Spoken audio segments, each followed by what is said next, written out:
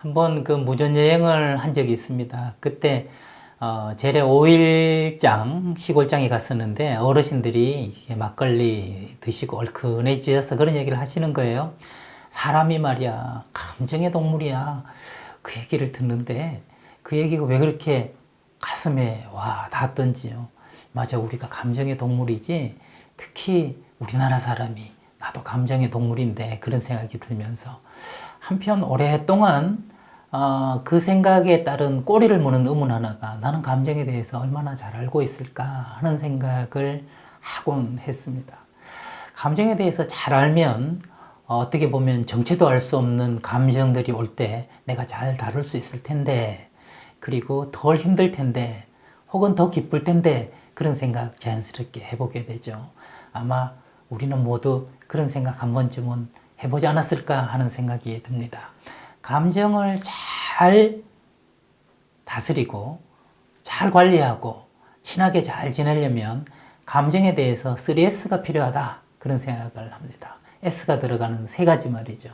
첫 번째로는 See, 보는 겁니다. 아바타 영화를 보면 I see you 라고 이야기하잖아요. 그때 U가 감정이라는 거죠. 감정도 나름대로 줄거리가 있고 목적이 있고 그 감정을 통해서 의미가 또 나름대로 있기 마련입니다. 예를 들면 슬픔이라는 것은 상실에 따른 감정인 것이죠. 그리고 분노라는 것은 생존에 따른 감정이라고 할 수 있습니다. 불안이라는 것도 앞으로 생존에 위협되는 게 생기지 않을까 하는 거니까 생존하고 관련된 독특한 플롯, 줄거리가 있는 것이죠.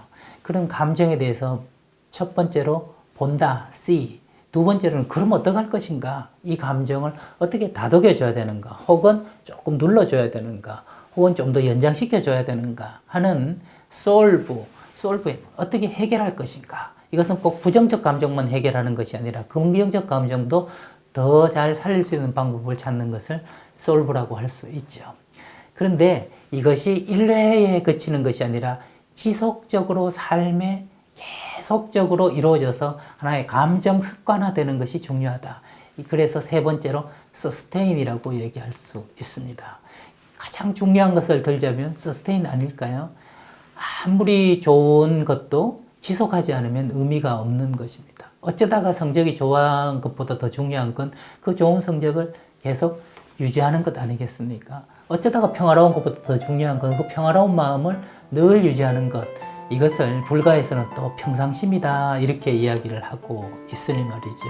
그래서 감정을 적어도 나는 3S로 생각해 봐야 되겠다는 마음을 가지는 순간 감정에 한 걸음 더 평화롭게 다가가는 우리가 되지 않을까 하는 생각을 여러분과 함께 공감해 봅니다.